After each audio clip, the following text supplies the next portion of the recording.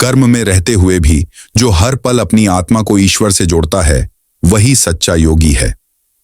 स्वागत है आपका उड़ान भरो चैनल पर, जहां हम जीवन के गूढ़ रहस्यों को श्रीमद् भगवद गीता के प्रकाश में समझने की कोशिश करते हैं।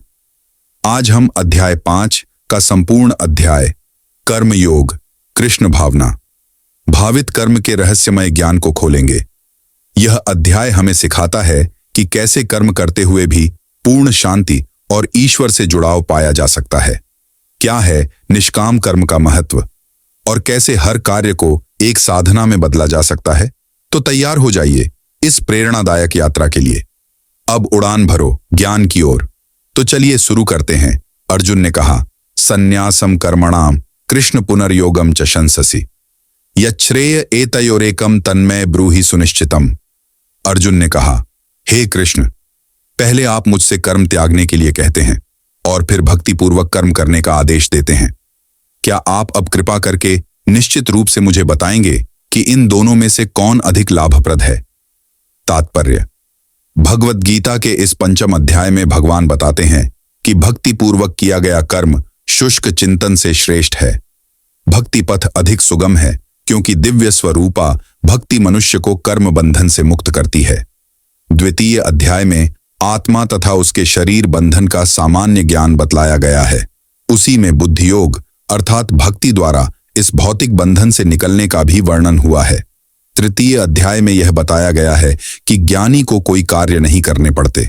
चतुर्थ अध्याय में भगवान ने अर्जुन को बताया है कि सारे यज्ञों का पर्यवसान ज्ञान में होता है, किंतु चतुर्थ अध्याय के अंत में भगवान ने अर्जुन को सलाह दी कि वह पूर्ण ज्ञान से युक्त होकर उठ करके युद्ध करे। अतः इस प्रकार एक ही साथ भक्तिमय कर्म तथा ज्ञान युक्त अकर्म की महत्ता पर बल देते हुए कृष्ण ने अर्जुन के संकल्प को भ्रमित कर दिया है। अर्जुन यह समझता है कि ज्ञानमय संन्यास का अर्थ है इंद्रिय कार्यों के रूप में समस्त प्रकार के कार्यकलापों का परित्याग। किंतु यदि भक्ति योग में कोई कर्म करता है तो फिर कर्म का किस तरह त्याग हुआ? दूसरे शब्दों में वह यह सोचता है कि ज्ञानमय संन्यास को सभी प्रकार के कार्यों से मुक्त होना चाहिए, क्योंकि उसे कर्म तथा ज्ञान असंगत से लगते हैं। ऐसा लगता है कि वह यह नहीं समझ पाया कि ज्ञान के साथ किया गया कर्म बंधनकारी न होने के कारण अकर्म के ही तुल्य है। अतएव वह पूछता है कि वह सब प्रकार से कर्म त्याग दे या पूर्ण ज्ञान से होकर कर्म करे। श्री भगवान उवाच संन्यासः कर्मयोगश्च निःश्रेयस्करावुभौ तयोस्तु कर्म संन्यासात् कर्मयोगो विशिष्यते। श्री भगवान ने उत्तर दिया, मुक्ति के लिए तो कर्म का परित्याग तथा भक्तिमय कर्म कर्मयोग दोनों ही उत्तम हैं, किंतु इन दोनों में से कर्म के परित्याग से भक्ति युक्त कर्म श्रेष्ठ है। तात्पर्य: सकाम कर्म इंद्रिय तृप्ति में लगना ही भव बंधन का कारण है। जब तक मनुष्य शारीरिक सुख का स्तर बढ़ाने के उद्देश्य से कर्म करता रहता है, तब तक वह विभिन्न प्रकार के शरीरों में देहांतरण करते हुए भवबंधन को बनाए रखता है। इसकी पुष्टि भागवत में इस प्रकार हुई है, नूनम प्रमत्तः कृते विकर्म यदिन्द्रिय प्रीतय आपृणोति न साधु मन्ये यत आत्मनो यमसन्नपि क्लेशद आस देह पराभवस्तावदबोध जातो यावन्न जिज्ञासत आत्मतत्वम यावत् क्रियास्तावदिदम मनो वै कर्मात्मकम येन शरीर बंधः एवं मनः कर्मवशम प्रयुंक्ते अविद्ययात्मन्युपधमा प्रीतीर्ण यावन्मयी वासुदेवे न मुच्यते देह योगेन तावत। लोग इंद्रिय तृप्ति के पीछे मत्त हैं। वे यह नहीं जानते कि उनका क्लेशों से युक्त यह शरीर उनके विगत सकाम कर्मों का फल है। यद्यपि यह शरीर नाशवान है, किंतु यह नाना प्रकार के कष्ट देता रहता है। अतः इंद्रिय तृप्ति के लिए कर्म करना श्रेयस्कर नहीं है। जब तक मनुष्य अपने असली स्वरूप के विषय में जिज्ञासा नहीं करता, उसका जीवन व्यर्थ रहता है, और जब तक वह अपने स्वरूप को नहीं जान लेता, तब तक उसे इंद्रिय तृप्ति के लिए काम कर्म करना पड़ता है, और जब तक वह इंद्रिय तृप्ति की इस चेतना में फंसा रहता है, तब तक उसका देहांतरण होता रहता है। भले ही उसका मन काम कर्मों में व्यस्त रहे और अज्ञान द्वारा प्रभावित हो, किंतु उसे वासुदेव की भक्ति के प्रति प्रेम उत्पन्न करना चाहिए। केवल तभी वह भवबंधन से छूटने का अवसर प्राप्त कर सकता है। अतः यह ज्ञान ही कि वह आत्मा है, शरीर नहीं, मुक्ति के लिए पर्याप्त नहीं। जीवात्मा के स्तर पर मनुष्य को कर्म करना होगा, अन्यथा भवबंधन से उबरने का कोई अन्य उपाय नहीं है। किंतु कृष्ण भावना भावित होकर कर्म करना सकाम कर्म नहीं है। पूर्ण ज्ञान से युक्त होकर किए गए कर्म वास्तविक ज्ञान को बढ़ाने वाले हैं। बिना कृष्ण भावनामृत के केवल कर्मों के परित्याग से बद्ध जीव का हृदय शुद्ध नहीं होता। जब तक हृदय शुद्ध नहीं होता तब तक सकाम कर्म करना पड़ेगा, परंतु कृष्ण भावना भावित कर्मकर्ता को स्वतः सकाम कर्म के फल से मुक्त बनाता है, जिसके कारण उसे भौतिक स्तर तक उतरना नहीं पड़ता। अतः कृष्ण भावना भावित कर्म संन्यास से सदा श्रेष्ठ होता है, क्योंकि संन्यास में नीचे गिरने की संभावना बनी रहती है। कृष्ण भावनामृत से रहित संन्यास अपूर्ण है, जैसा कि श्रील रूप गोस्वामी ने भक्ति रसामृत सिंधु में पुष्टि की है। प्रापंचिकतया बुद्ध्या हरि संबंधी वस्तुनः मुमुक्षुभिः परित्यागो वैराग्यम फल्गु कथ्यते। जब मुक्तिकामी व्यक्ति श्री भगवान से संबंधित वस्तुओं को भौतिक समझकर उनका परित्याग कर देते हैं तो उनका संन्यास अपूर्ण कहलाता है। संन्यास तभी पूर्ण माना जाता है जब यह ज्ञात हो कि संसार की प्रत्येक वस्तु भगवान की है और कोई किसी भी वस्तु का स्वामित्व ग्रहण नहीं कर सकता।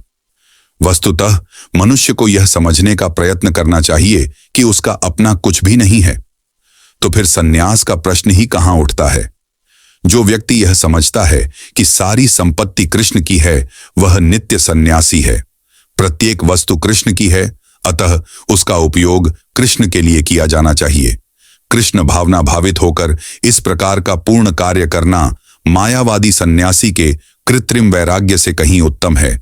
झेयः स नित्य सन्यासी यो न द्वेष्टि न कांक्षति निर्द्वंद्वो ही महाबाहो सुखम बंधात प्रमुच्यते।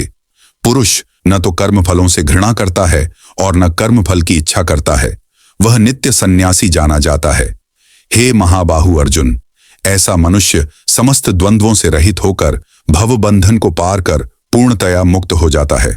तात्पर्य: पूर्णतया कृष्ण भावना भावित पुरुष नित्य सन्यासी है, क्योंकि वह अपने कर्म फल से न तो घृणा करता है न ही उसकी आकांक्षा करता है। ऐसा सन्यासी भगवान की दिव्य प्रेमा भक्ति के परायण होकर पूर्ण ज्ञानी होता है, क्योंकि वह कृष्ण के साथ अपनी स्वाभाविक स्थिति को जानता है। वह भली भांति जानता रहता है कि कृष्ण पूर्ण अंशी हैं और वह स्वयं अंश मात्र है। ऐसा ज्ञान पूर्ण होता है क्योंकि यह गुणात्मक तथा सकारात्मक रूप से सही है। कृष्ण तादात्म्य की भावना भ्रांत है, क्योंकि अंश अंशी के तुल्य नहीं हो सकता।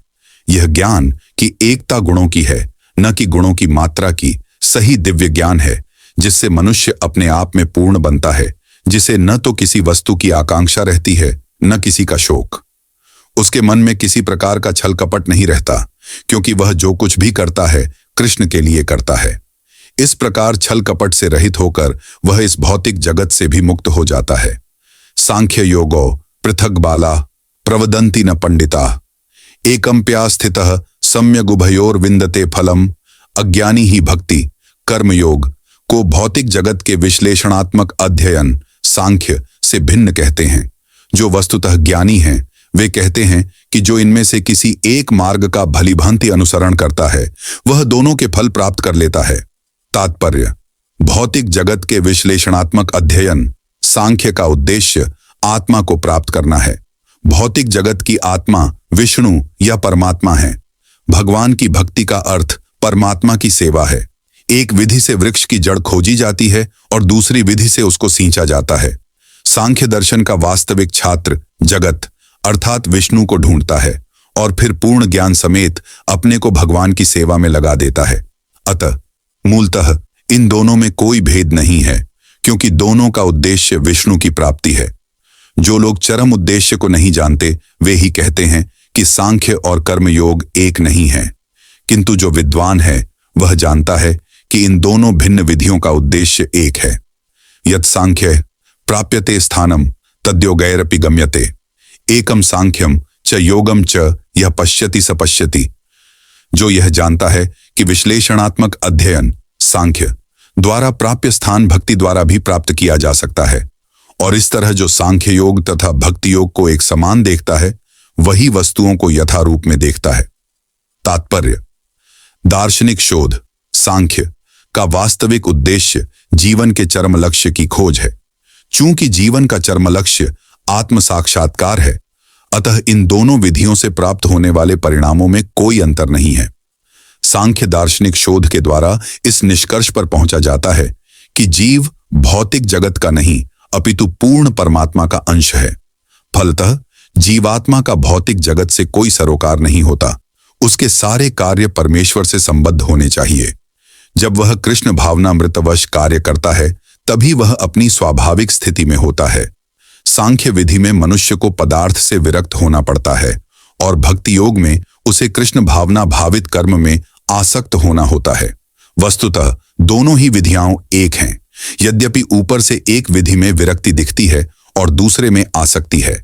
जो पदार्थ से विरक्ति और कृष्ण में आसक्ति को एक ही तरह देखता है, वही वस्तुओं को यथा रूप में देखता है। संन्यासस्तु महाबाहो दुह खमाप्तु मयोगतः योग युक्तो मुनिर ब्रह्म न चिरेणाधिगच्छति। भक्ति में लगे बिना केवल समस्त कर्मों का परित्याग करने से कोई सुखी नहीं बन सकता, परंतु भक्ति में लगा हुआ विचारवान व्यक्ति शीघ्र ही परमेश्वर को प्राप्त कर लेता है। तात्पर्य: सन्यासी दो प्रकार के होते हैं। मायावादी सन्यासी सांख्य दर्शन के अध्ययन में लगे रहते हैं तथा वैष्णव सन्यासी वेदांत सूत्रों के यथार्थ भाष्य भागवत दर्शन के अध्ययन में लगे रहते हैं। मायावादी सन्यासी भी वेदांत सूत्रों का अध्ययन करते हैं, किंतु वे शंकराचार्य द्वारा प्रणीत शारीरिक भाष्य का उपयोग करते हैं। भागवत संप्रदाय के छात्र पांचरात्रि की विधि से भगवान की भक्ति करने में लगे रहते हैं। अतः वैष्णव सन्यासियों को भगवान की दिव्य सेवा के लिए अनेक प्रकार के कार्य करने होते हैं। उन्हें भौतिक कार्यों से कोई सरोकार नहीं रहता, किंतु तो भी जो भगवान की भक्ति में नाना प्रकार के कार्य करते हैं। किंतु मायावादी सन्यासी सांख्य तथा वेदांत के अध्ययन एवं चिंतन में लगे रहते हैं। वे भगवान की दिव्य भक्ति का आनंद नहीं उठा पाते। चूंकि उनका अध्ययन अत्यंत जटिल हो जाता है, अतः वे कभी कभी ब्रह्म चिंतन से ऊबकर समुचित बोध के बिना ही भागवत की शरण ग्रहण करते हैं।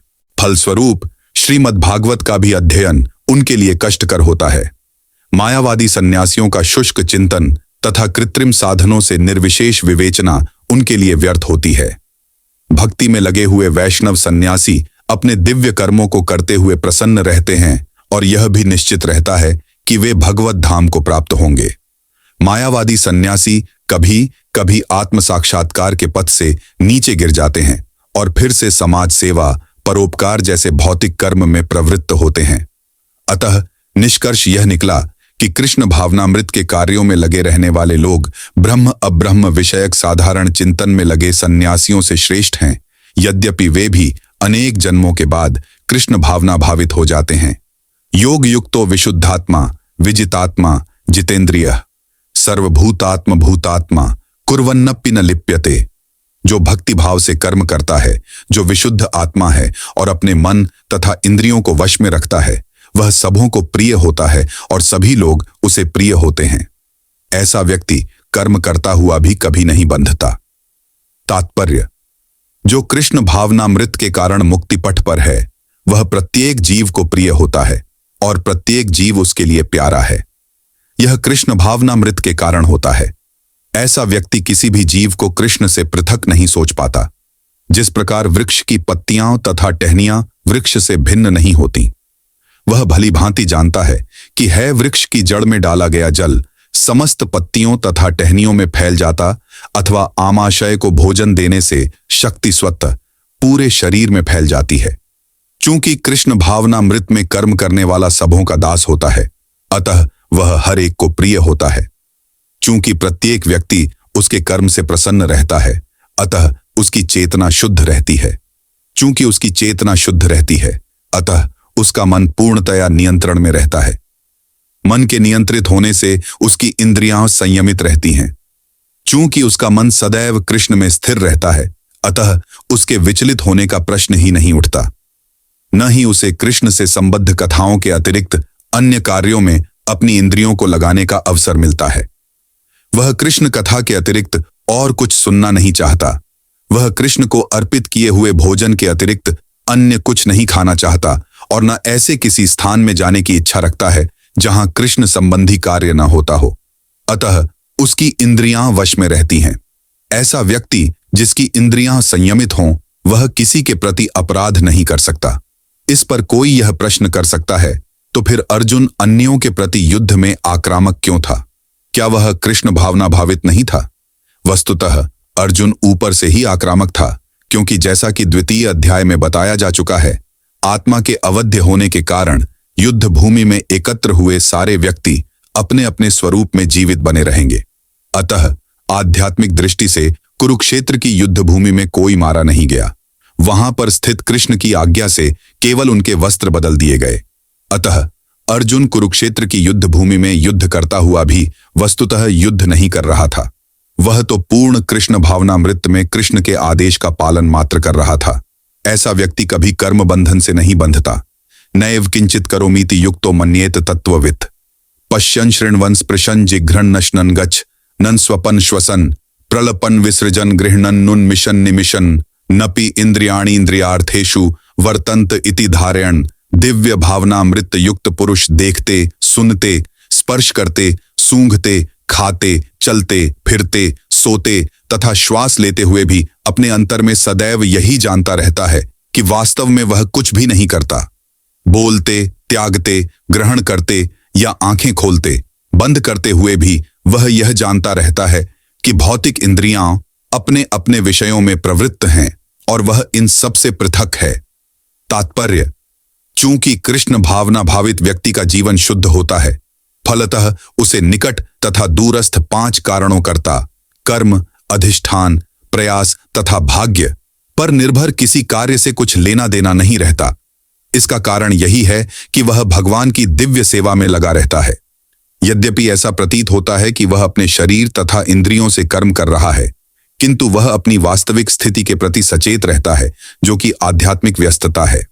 भौतिक चेतना में इंद्रियां इंद्रिय तृप्ति में लगी रहती हैं, किंतु कृष्ण भावनामृत में वे कृष्ण की इंद्रियों की तुष्टि में लगी रहती हैं। अतः कृष्ण भावना भावित व्यक्ति सदा मुक्त रहता है, भले ही वह ऊपर से भौतिक कार्यों में लगा हुआ दिखाई पड़े। देखने तथा सुनने के कार्य ज्ञानेंद्रियों के कर्म हैं, जबकि चलना, बोलना, मल त्यागना आदि कर्मेंद्रियों के कार्य हैं। कृष्ण भावना भावित व्यक्ति कभी भी इंद्रियों के कार्यों से प्रभावित नहीं होता। वह भगवत सेवा के अतिरिक्त कोई दूसरा कार्य नहीं कर सकता, क्योंकि उसे ध्यात है कि वह भगवान का शाश्वत दास है। ब्रह्मण्याधाय कर्माणि संगम त्यक्त्वा करोति यह भित्र को लिप्यते न स पापेन पद्मपत्रमिवाम्भसा बाते दे सबाद दे। जो व्यक्ति कर्म फलों को परमेश्वर को समर्पित करके आसक्ति रहित होकर अपना कर्म करता है, वह पाप कर्मों से उसी प्रकार अप्रभावित रहता है जिस प्रकार कमल पत्र जल से अस्पृश्य रहता है। तात्पर्य, यहां पर ब्रह्मणि का अर्थ कृष्ण भावनामृत में वो है। यह भौतिक जगत प्रकृति के 3 गुणों की समग्र अभिव्यक्ति है, जिसे प्रधान की संज्ञा दी जाती है। वेद मंत्र सर्वम ह्येतद् ब्रह्म तस्माद् एतद् ब्रह्म नाम रूप मन्नम च जायते तथा भगवद गीता में मम योनिर्महद् ब्रह्म से प्रकट है कि जगत की प्रत्येक वस्तु ब्रह्म की अभिव्यक्ति है, और यद्यपि कार्य भिन्न भिन्न रूप में प्रकट होते हैं, किंतु तो भी वे कारण से अभिन्न हैं। ईशोपनिषद में कहा गया है कि सारी वस्तुएं पर ब्रह्म या कृष्ण से संबंधित हैं, अतएव वे केवल उन्हीं की हैं। जो यह भलीभांति जानता है कि प्रत्येक वस्तु कृष्ण की है और वे ही प्रत्येक वस्तु के स्वामी हैं, अतः प्रत्येक वस्तु भगवान की सेवा में ही नियोजित है, उसे स्वभावतः शुभ अशुभ कर्म फलों से कोई प्रयोजन नहीं रहता। यहां तक कि विशेष प्रकार का कर्म संपन्न करने के लिए भगवान द्वारा प्रदत्त मनुष्य का शरीर भी कृष्ण भावनामृत में संलग्न किया जा सकता है। तब यह पाप कर्मों के कलमश से वैसे ही परे रहता है जैसे कि कमल पत्र जल में रहकर भी भीगता नहीं। भगवान गीता में भी कहते हैं, मयि सर्वाणि कर्माणि सन्न्यस्य, संपूर्ण कर्मों को मुझे कृष्ण को समर्पित करो। तात्पर्य यह कि कृष्ण भावनामृत विहीन पुरुष शरीर एवं इंद्रियों को अपना स्वरूप समझकर कर्म करता है, किंतु कृष्ण भावना भावित व्यक्ति यह समझकर कर्म करता है कि यह देह कृष्ण की संपत्ति है, अतः इसे कृष्ण की सेवा में प्रवृत्त होना चाहिए। कायेन मनसा बुद्ध्या केवलैरिंद्रियैरपि योगिनः कर्म कुर्वन्ति संगम त्यक्त्वात्मशुद्धये योगी जन आसक्ति रहित होकर शरीर, मन, बुद्धि तथा इंद्रियों के द्वारा भी केवल शुद्धि के लिए कर्म करते हैं। तात्पर्य: जब कोई कृष्ण भावनामृत में कृष्ण की इंद्रिय तृप्ति के लिए शरीर, मन, बुद्धि अथवा इंद्रियों द्वारा कर्म करता है तो वह भौतिक कल्मश से मुक्त हो जाता है। कृष्ण भावना भावित व्यक्ति के कार्यों से कोई भौतिक फल प्रकट नहीं होता, अतः सामान्य रूप से सदाचार कहे जाने वाले शुद्ध कर्म कृष्ण भावनामृत में रहते हुए सरलता से संपन्न किए जा सकते हैं। श्रील रूप गोस्वामी ने भक्ति रसामृत सिंधु में इसका वर्णन इस प्रकार किया है: ईहा यस्य हरेर्दास्य कर्मणा मनसा गिरा निखिला स्वव्यवस्थासु जीवन मुक्तः स उच्यते। अपने शरीर, मन, बुद्धि तथा वाणी से कृष्ण भावनामृत में कर्म करता हुआ कृष्ण सेवा में व्यक्ति इस संसार में भी मुक्त रहता है, भले ही वह तथाकथित अनेक भौतिक कार्यकलापों में व्यस्त क्यों न रहे। उसमें अहंकार नहीं रहता, क्योंकि वह इसमें विश्वास नहीं रखता कि वह भौतिक शरीर है अथवा यह शरीर उसका है। वह जानता है कि वह यह शरीर नहीं है और न यह शरीर ही उसका है। वह स्वयं कृष्ण का है और उसका यह शरीर भी कृष्ण की संपत्ति है। जब वह शरीर, मन, बुद्धि, वाणी, जीवन, संपत्ति आदि से उत्पन्न प्रत्येक वस्तु को जो भी उसके अधिकार में है कृष्ण की सेवा में लगाता है तो वह तुरंत कृष्ण से जुड़ जाता है। वह कृष्ण से एकरूप हो जाता है और उस अहंकार से रहित होता है जिसके कारण मनुष्य सोचता है कि मैं शरीर हूं। यही कृष्ण भावनामृत की पूर्णावस्था है। युक्तः कर्मफलम त्यक्त्वा शांतिमाप्नोति नैष्ठिकीम अयुक्तः कामकारेण फले सक्तो निबध्यते। निश्चल भक्त शुद्ध शांति प्राप्त करता है क्योंकि वह समस्त कर्मफल मुझे अर्पित कर देता है। किंतु जो व्यक्ति भगवान से युक्त नहीं है और जो अपने श्रम का फल कामी है वह बंध जाता है। तात्पर्य: एक कृष्ण भावना भावित व्यक्ति तथा एक देहात्म बुद्धि वाले व्यक्ति में यह अंतर है कि पहला तो कृष्ण के प्रति आसक्त रहता है जबकि दूसरा अपने कर्मों के फल के प्रति आसक्त रहता है। जो व्यक्ति कृष्ण के प्रति आसक्त रहकर उन्हीं के लिए कर्म करता है वह निश्चय ही मुक्त पुरुष है और उसे अपने कर्म फल की कोई चिंता नहीं होती। भागवत में किसी कर्म के फल की चिंता का कारण परम सत्य के ज्ञान के बिना द्वैत भाव में रहकर कर्म करना बताया गया है। कृष्ण श्री भगवान हैं। कृष्ण भावनामृत में कोई द्वैत नहीं रहता। जो कुछ विद्यमान है वह कृष्ण की शक्ति का प्रतिफल है और कृष्ण सर्व मंगलमय हैं। अतः कृष्ण भावनामृत में संपन्न सारे कार्य परम पद पर हैं। वे दिव्य होते हैं और उनका कोई भौतिक प्रभाव नहीं पड़ता। इस कारण कृष्ण भावनामृत में जीव शांति से पूरित रहता है। किंतु जो इंद्रिय तृप्ति के लिए लाभ के लोभ में फंसा रहता है उसे शांति नहीं मिल सकती। यही कृष्ण भावनामृत का रहस्य है। यह अनुभूति कि कृष्ण के अतिरिक्त कुछ भी नहीं कृष्ण का है, शांति तथा अभय का पद है। सर्वकर्माणि मनसा सन्न्यस्यास्ते सुखम वशी नवद्वारे पुरे देहि नैव कुर्वन्न कार्यण। जब देहधारी जीवात्मा अपनी प्रकृति को वश में कर लेता है और मन से समस्त कर्मों का परित्याग कर देता है तब वह 9 द्वारों वाले नगर भौतिक शरीर में बिना कुछ किए कराए सुखपूर्वक रहता है। तात्पर्य: देहधारी जीवात्मा 9 द्वारों वाले नगर में वास करता है। शरीर अथवा नगर रूपी शरीर के कार्य प्राकृतिक गुणों द्वारा स्वतः संपन्न होते हैं। शरीर की परिस्थितियों के अनुसार रहते हुए भी जीव इच्छानुसार इन परिस्थितियों के परे भी हो सकता है।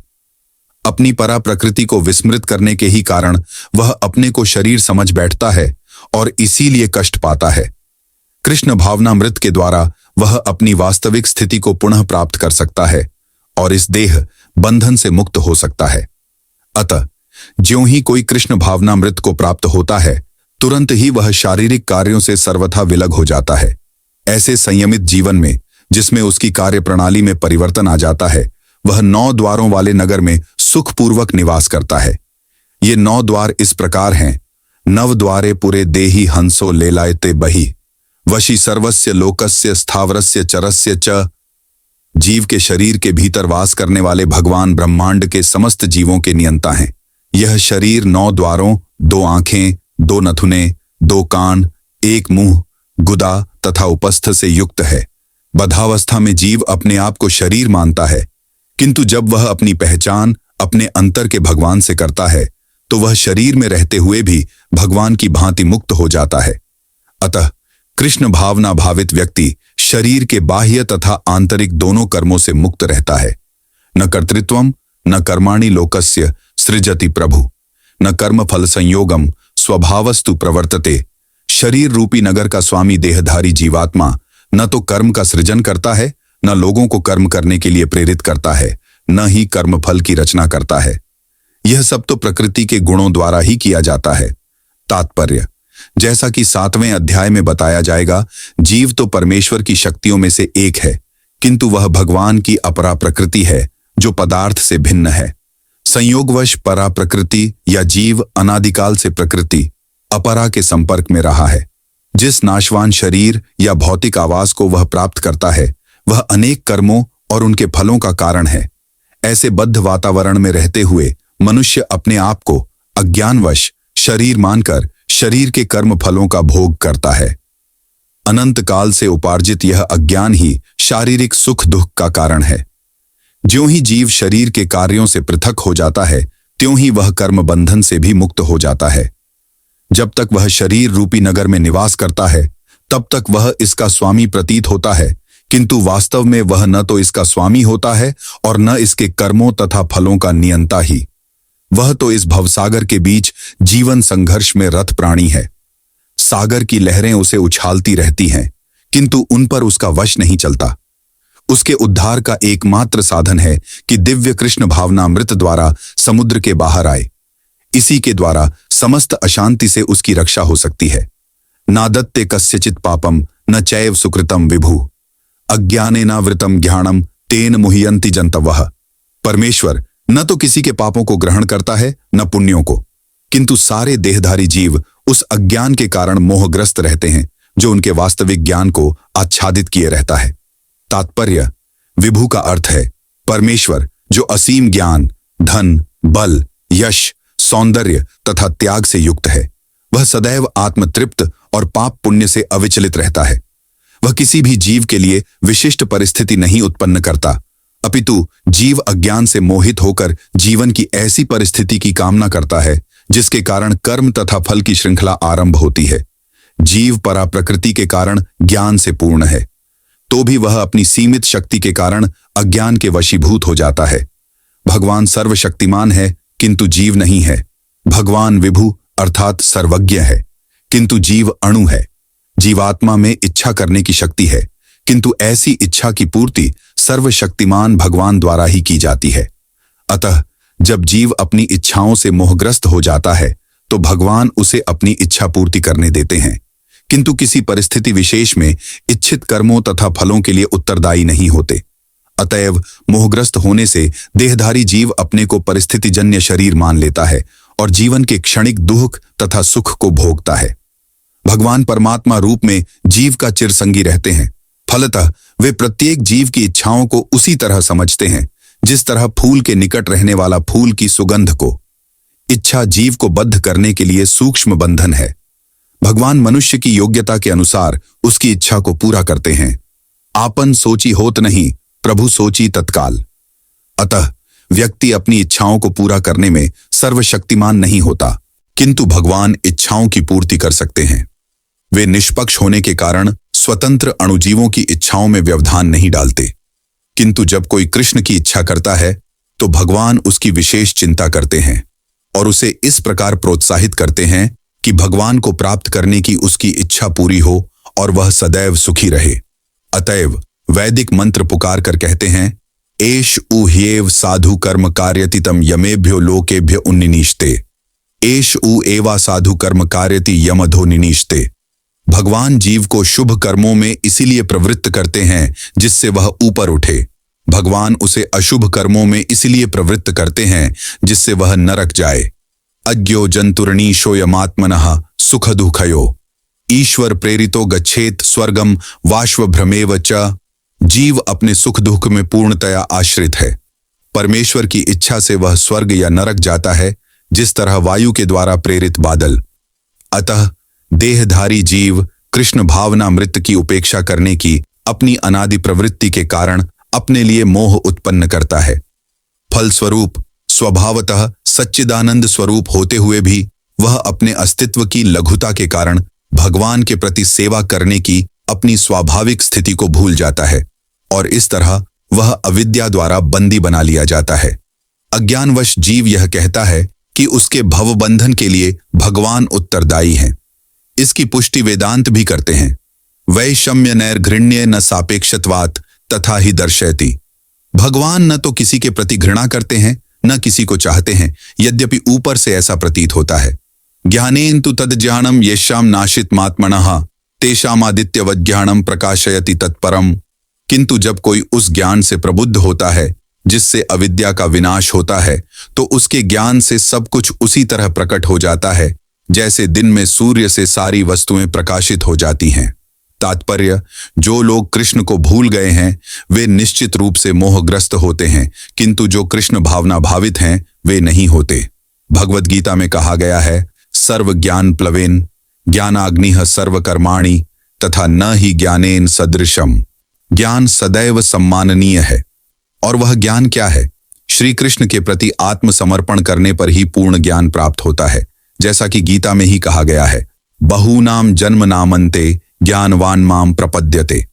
अनेकानेक जन्म बीत जाने पर ही पूर्ण ज्ञान प्राप्त करके मनुष्य कृष्ण की शरण में जाता है, अथवा जब उसे कृष्ण भावनामृत प्राप्त होता है तो उसे सब कुछ प्रकट होने लगता है। जिस प्रकार सूर्योदय होने पर सारी वस्तुएं दिखने लगती हैं। जीव नाना प्रकार से मोहग्रस्त होता है। उदाहरणार्थ, जब वह अपने को ईश्वर मानने लगता है तो वह अविद्या के पाश में जा गिरता है। यदि जीव ईश्वर है तो वह अविद्या से कैसे मोहग्रस्त हो सकता है? क्या ईश्वर अविद्या से मोहग्रस्त होता है? यदि ऐसा हो सकता है तो फिर अविद्या या शैतान ईश्वर से बड़ा है। वास्तविक ज्ञान उसी से प्राप्त हो सकता है जो पूर्णतः कृष्ण भावना भावित है। अतः ऐसे ही प्रामाणिक गुरु की खोज करनी होती है और उसी से सीखना होता है कि कृष्ण भावनामृत क्या है, क्योंकि कृष्ण भावनामृत से सारी अविद्या उसी प्रकार दूर हो जाती है जिस प्रकार सूर्य से अंधकार दूर होता है। भले ही किसी व्यक्ति को इसका पूरा ज्ञान हो कि वह शरीर नहीं अपितु इससे परे है, तो भी हो सकता है कि वह आत्मा तथा परमात्मा में अंतर न कर पाए। किंतु यदि वह पूर्ण प्रामाणिक कृष्ण भावना भावित गुरु की शरण ग्रहण करता है तो वह सब कुछ जान सकता है। ईश्वर के प्रतिनिधि से भेंट होने पर ही ईश्वर तथा ईश्वर के साथ अपने संबंध को सही सही जाना जा सकता है। ईश्वर का प्रतिनिधि कभी भी अपने आप को ईश्वर नहीं कहता, यद्यपि उसका सम्मान ईश्वर की ही भांति किया जाता है, क्योंकि उसे ईश्वर का ज्ञान होता है। मनुष्य को ईश्वर और जीव के अंतर को समझना होता है।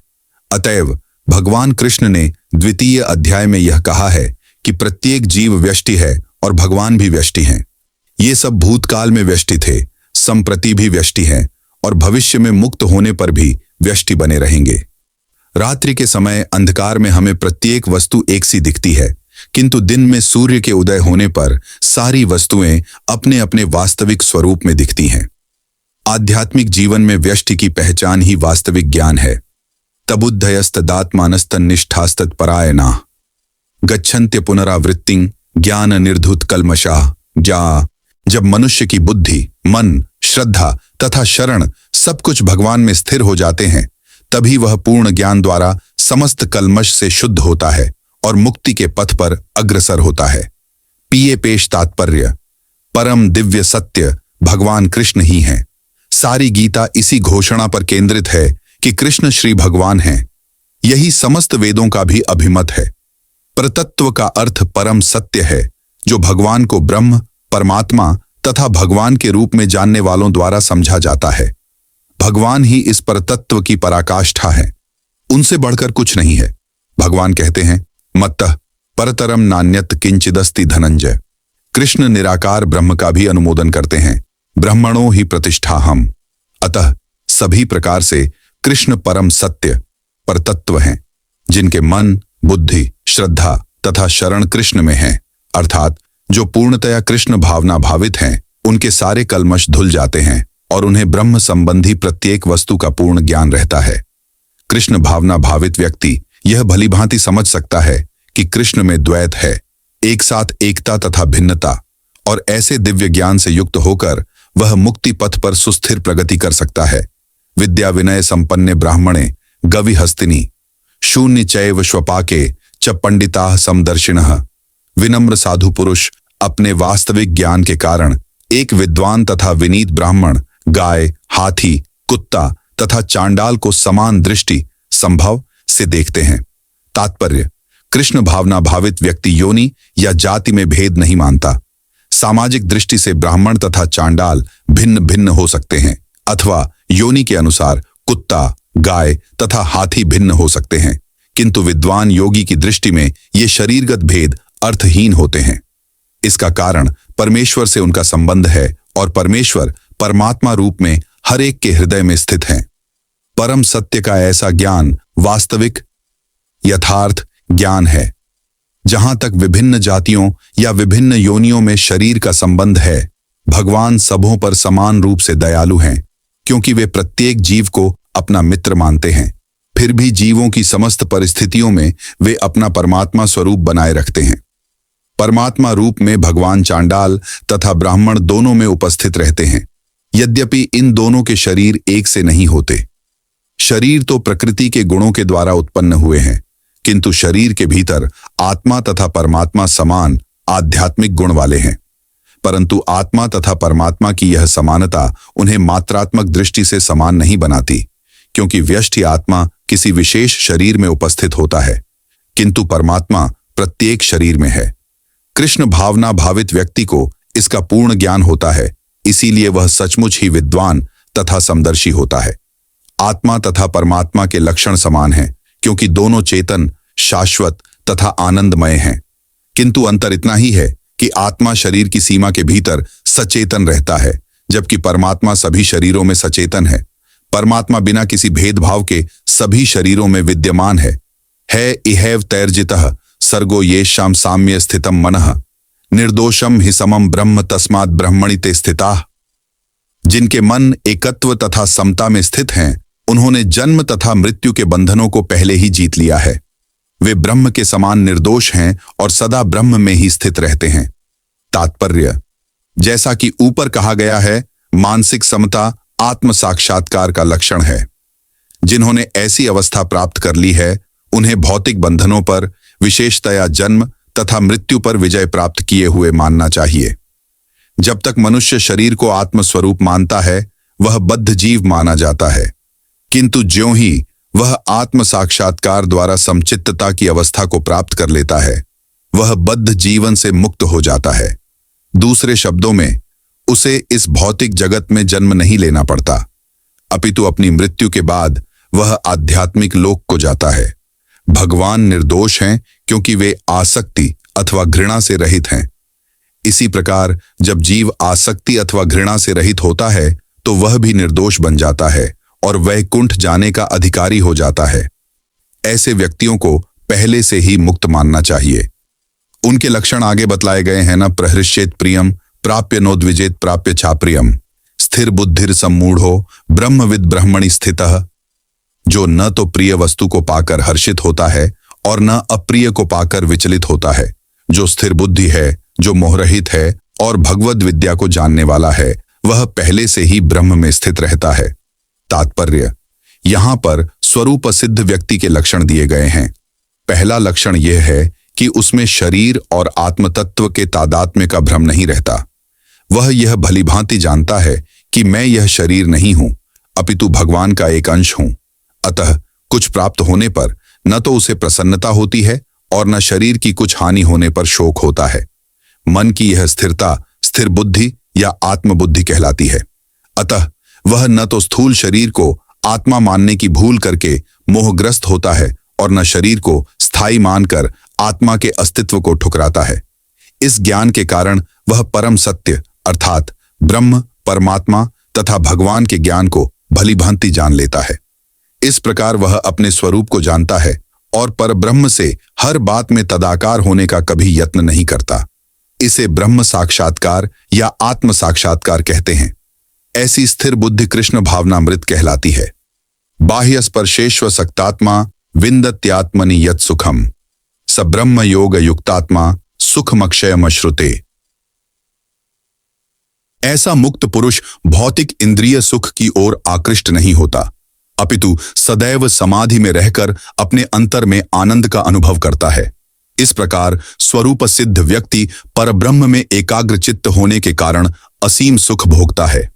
तात्पर्य: कृष्ण भावनामृत के महान भक्त श्री यामुनाचार्य ने कहा है, यदवधि मम चेतः कृष्ण पादारविंदे नवन वरसधामन्युद्यतम रणतुमासीत तदवधिबत नारी संगमे स्मर्यमाणे भवति मुख विकारः सुष्ठु निष्ठीवणम च। जब से मैं कृष्ण की दिव्य प्रेमा भक्ति में लगकर उनमें नित्य नवीन आनंद का अनुभव करने लगा हूं, तब से जब भी काम सुख के बारे में सोचता हूं तो इस विचार पर ही थूकता हूं और मेरे होंठ अरुचि से सिमट जाते हैं। ब्रह्मयोगी अथवा कृष्ण भावना भावित व्यक्ति भगवान की प्रेमा भक्ति में इतना अधिक लीन रहता है कि इंद्रिय सुख में उसकी तनिक भी रुचि नहीं रह जाती। भौतिकता की दृष्टि में काम सुख ही सर्वोपरि आनंद है, सारा संसार उसी के वशीभूत है और भौतिकतावादी लोग तो इस प्रोत्साहन के बिना कोई कार्य ही नहीं कर सकते। किंतु कृष्ण भावनामृत में लीन व्यक्ति काम सुख के बिना ही उत्साहपूर्वक अपना कार्य करता रहता है। यही आत्म साक्षात्कार की कसौटी है। आत्म साक्षात्कार तथा काम सुख कभी साथ साथ नहीं चलते। कृष्ण भावना भावित व्यक्ति जीवन मुक्त होने के कारण किसी प्रकार के इंद्रिय सुख द्वारा आकर्षित नहीं होता। ये ही संस्पर्शजा भोगा दुःखयोनय एवते आद्यंतवंतः कौन्तेय न तेषु रमते बुधा। बुद्धिमान मनुष्य दुख के कारणों में भाग नहीं लेता जो कि भौतिक इंद्रियों के संसर्ग से उत्पन्न होते हैं। हे कुंती पुत्र, ऐसे भोगों का आदि तथा अंत होता है, अतः चतुर व्यक्ति उनमें आनंद नहीं लेता। तात्पर्य: भौतिक इंद्रिय सुख उन इंद्रियों के स्पर्श से उद्भूत हैं जो नाशवान हैं, क्योंकि शरीर स्वयं नाशवान है। मुक्त आत्मा किसी नाशवान वस्तु में रुचि नहीं रखता। दिव्य आनंद के सुखों से भली भांति अवगत वह भला मिथ्या सुख के लिए क्यों सहमत होगा। पद्म पुराण में कहा गया है, रमणते योगिनो नन्ते सत्यानंदे चिदात्मनि इति राम पदेनासौ परम ब्रह्माभिधीयते। योगी जन परम सत्य में रमण करते हुए अनंत दिव्य सुख प्राप्त करते हैं, इसीलिए परम सत्य को भी राम कहा जाता है। भागवत में भी कहा गया है, नायम देहो देह भाजा नृलोके कष्टान कामानर्हते विडभुजाम ये तपो दिव्यम पुत्र का येन सत्वम शुद्धयेद यस्माद ब्रह्म सौख्यम त्वनंतम। हे पुत्रो, इस मनुष्य योनि में इंद्रिय सुख के लिए अधिक श्रम करना व्यर्थ है। ऐसा सुख तो सूकरों को भी प्राप्य है। इसकी अपेक्षा तुम्हें इस जीवन में तप करना चाहिए, जिससे तुम्हारा जीवन पवित्र हो जाए और तुम असीम दिव्य सुख प्राप्त कर सको। अतः जो यथार्थ योगी या दिव्य ज्ञानी हैं, वे इंद्रिय सुखों की ओर आकृष्ट नहीं होते, क्योंकि ये निरंतर भवरोग के कारण हैं। जो भौतिक सुख के प्रति जितना ही आसक्त होता है, उसे उतने ही अधिक भौतिक दुख मिलते हैं। शकोति हैव यह सोढ़ूं प्राक शरीर विमोक्षणात् काम क्रोधोद्भवम वेगम स युक्तः स सुखी नरः। यदि इस शरीर को त्यागने के पूर्व कोई मनुष्य इंद्रियों के वेगों को सहन करने तथा इच्छा एवं क्रोध के वेग को रोकने में समर्थ होता है, तो वह इस संसार में सुखी रह सकता है। तात्पर्य: यदि कोई आत्म साक्षात्कार के पथ पर अग्रसर होना चाहता है, तो उसे भौतिक इंद्रियों के वेग को रोकने का प्रयत्न करना चाहिए। ये वेग हैं वाणी वेग, क्रोध वेग, मनोवेग, उदर वेग, उपस्थ वेग तथा जिह्वा वेग। जो व्यक्ति इन विभिन्न इंद्रियों के वेगों को तथा मन को वश में करने में समर्थ है, वह गोस्वामी या स्वामी कहलाता है। ऐसे गोस्वामी नितांत संयमित जीवन बिताते हैं और इंद्रियों के वेगों का तिरस्कार करते हैं। भौतिक इच्छाएं पूर्ण न होने पर क्रोध उत्पन्न होता है और इस प्रकार मन, नेत्र तथा वक्षस्थल उत्तेजित होते हैं। अतः इस शरीर का परित्याग करने के पूर्व मनुष्य को इन्हें वश में करने का अभ्यास करना चाहिए। जो ऐसा कर सकता है वह स्वरूप सिद्ध माना जाता है और आत्म साक्षात्कार की अवस्था में वह सुखी रहता है। योगी का कर्तव्य है कि वह इच्छा तथा क्रोध को वश में करने का भरसक प्रयत्न करे। योन्तः सुखोन्तरा रामस्तथांतर ज्योतिरेव यह स योगी ब्रह्म निर्वाणम ब्रह्मभूतोधिगच्छति। जो अंतःकरण में सुख का अनुभव करता है, जो कर्मठ है और अंतःकरण में ही रमण करता है तथा जिसका लक्ष्य अंतर्मुखी होता है, वह सचमुच पूर्ण योगी है। वह परब्रह्म में मुक्ति पाता है और अंततो गत्वा ब्रह्म को प्राप्त होता है। तात्पर्य: जब तक मनुष्य अपने अंतःकरण में सुख का अनुभव नहीं करता, तब तक भला बाह्य सुख को प्राप्त कराने वाली बाह्य क्रियाओं से वह कैसे छूट सकता है। मुक्त पुरुष वास्तविक अनुभव द्वारा सुख भोगता है। अतः वह किसी भी स्थान में मौन भाव से बैठकर अंतःकरण में जीवन के कार्यकलापों का आनंद लेता है। ऐसा मुक्त पुरुष कभी बाह्य भौतिक सुख की कामना नहीं करता। यह अवस्था ब्रह्मभूत कहलाती है, जिसे प्राप्त करने पर भगवत धाम जाना निश्चित है। लभन्ते ब्रह्म निर्वाणम ऋषयः क्षीण कल्मषाः छिन्न द्वैधा यथात्मानः सर्वभूतहिते रता। जो लोग संशय से उत्पन्न होने वाले द्वैत से परे हैं, जिनके मन आत्म साक्षात्कार में रत है, जो समस्त जीवों के कल्याण कार्य करने में सदैव व्यस्त रहते हैं और जो समस्त पापों से रहित हैं, वे ब्रह्म निर्वाण मुक्ति को प्राप्त होते हैं। जो तात्पर्य: केवल वही व्यक्ति सभी जीवों के कल्याण कार्य में रत कहा जाएगा, पूर्णतया कृष्ण भावना भावित है। जब व्यक्ति को यह वास्तविक ज्ञान हो जाता है कि कृष्ण ही सभी वस्तुओं के उद्गम हैं, तब वह जो भी कर्म करता है सबों के हित को ध्यान में रखकर करता है। परम भोक्ता, परम नियंता तथा परम सखा कृष्ण को भूल जाना मानवता के क्लेशों का कारण है। अतः समग्र मानवता के लिए कार्य करना सबसे बड़ा कल्याण कार्य है। कोई भी मनुष्य ऐसे श्रेष्ठ कार्य में तब तक नहीं लग पाता जब तक वह स्वयं मुक्त न हो। कृष्ण भावना भावित मनुष्य के हृदय में कृष्ण की सर्वोच्चता पर बिल्कुल संदेह नहीं रहता। वह इसीलिए संदेह नहीं करता क्योंकि वह समस्त पापों से रहित होता है। ऐसा है यह दैवी प्रेम। जो व्यक्ति मानव समाज का भौतिक कल्याण करने में ही व्यस्त रहता है, वह वास्तव में किसी की भी सहायता नहीं कर सकता। शरीर तथा मन की क्षणिक खुशी संतोषजनक नहीं होती। जीवन संघर्ष में कठिनाइयों का वास्तविक कारण मनुष्य द्वारा परमेश्वर से अपने संबंध की विस्मृति में ढूंढा जा सकता है। जब मनुष्य कृष्ण के साथ अपने संबंध के प्रति पूर्णतया सचेष्ट रहता है, तो वह वास्तव में मुक्त आत्मा होता है, भले ही वह भौतिक शरीर के जाल में फंसा हो। काम क्रोध विमुक्तानाम यतीनाम यत चेतसाम अभितो ब्रह्म निर्वाणम वर्तते विदितात्मनाम। जो क्रोध तथा समस्त भौतिक इच्छाओं से रहित हैं, जो स्वरूप सिद्ध आत्मसंयमी हैं और संसिद्धि के लिए निरंतर प्रयास करते हैं, उनकी मुक्ति निकट भविष्य में सुनिश्चित है। तात्पर्य: मोक्ष के लिए सतत प्रयत्नशील रहने वाले साधु पुरुषों में से जो कृष्ण भावना भावित होता है, वह सर्वश्रेष्ठ है। इस तथ्य की पुष्टि भागवत में इस प्रकार हुई है: यत्पाद पड़कज पलाश विलास भक्त्या कर्माशयम ग्रथित मुद्ग्रथयन्ति संतः तद्वन्न रिक्तमतयो यतयो पिरुद्ध स्रोतो गणास्तमरणम भज वासुदेवम। भक्ति पूर्वक भगवान वासुदेव की पूजा करने का प्रयास तो करो। बड़े से बड़े साधु पुरुष भी इंद्रियों के वेग को उतनी कुशलता से रोक पाने में समर्थ नहीं हो पाते जितना कि वे, जो सकाम कर्मों की तीव्र इच्छा को समूल नष्ट करके और भगवान के चरण कमलों की सेवा करके दिव्य आनंद में लीन रहते हैं। बद्ध जीव में कर्म के फलों को भोगने की इच्छा इतनी बलवती होती है कि ऋषियों मुनियों तक के लिए कठोर परिश्रम के बावजूद ऐसी इच्छाओं को वश में करना कठिन होता है। जो भगवत भक्त कृष्ण चेतना में निरंतर भक्ति करता है और आत्म साक्षात्कार में सिद्ध होता है, वह शीघ्र ही मुक्ति प्राप्त करता है। आत्म साक्षात्कार का पूर्ण ज्ञान होने से वह निरंतर समाधिस्थ रहता है। ऐसा ही एक उदाहरण दिया जा रहा है: दर्शन ध्यान संस्पर्शय मत्स्य कूर्म विहंगमा स्वान्यपत्यानि पुष्णन्ति तथा हम्पि पद्मज। मछली, कछुआ तथा पक्षी केवल दृष्टि, चिंतन तथा स्पर्श से अपनी संतानों को पालते हैं। हे पद्मज, मैं भी उसी तरह करता हूं। मछली अपने बच्चों को केवल देखकर बड़ा करती है। कछुआ केवल चिंतन द्वारा अपने बच्चों को पालता है। कछुआ अपने अंडे स्थल में देता है और स्वयं जल में रहने के कारण निरंतर अंडों का चिंतन करता रहता है। इसी प्रकार भगवत भक्त भगवत धाम से दूर स्थित रहकर भी भगवान का चिंतन करके कृष्ण भावनामृत द्वारा उनके धाम पहुंच सकता है।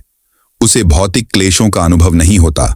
यह जीवन अवस्था ब्रह्म निर्वाण अर्थात भगवान में निरंतर लीन रहने के कारण भौतिक कष्टों का अभाव कहलाती है।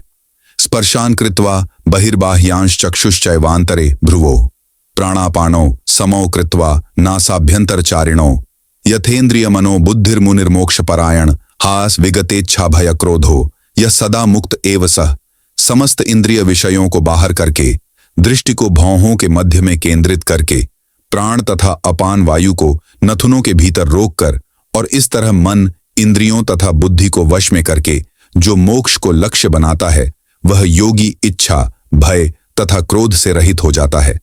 जो निरंतर इस अवस्था में रहता है वह अवश्य ही मुक्त है। तात्पर्य: कृष्ण भावनामृत में रत होने पर मनुष्य तुरंत ही अपने आध्यात्मिक स्वरूप को जान लेता है, जिसके पश्चात भक्ति के द्वारा वह परमेश्वर को समझता है। जब मनुष्य भक्ति करता है तो वह दिव्य स्थिति को प्राप्त होता है और अपने कर्म क्षेत्र में भगवान की उपस्थिति का अनुभव करने योग्य हो जाता है। यह विशेष स्थिति मुक्ति कहलाती है। मुक्ति विषयक उपर्युक्त सिद्धांतों का प्रतिपादन करके श्री भगवान अर्जुन को यह शिक्षा देते हैं कि मनुष्य किस प्रकार अष्टांग योग का अभ्यास करके इस स्थिति को प्राप्त होता है।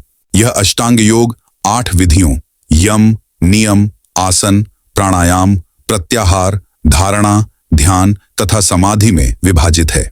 6ठे अध्याय में योग के विषय में विस्तृत व्याख्या की गई है। 5वें अध्याय के अंत में तो इसका प्रारंभिक विवेचन ही दिया गया है।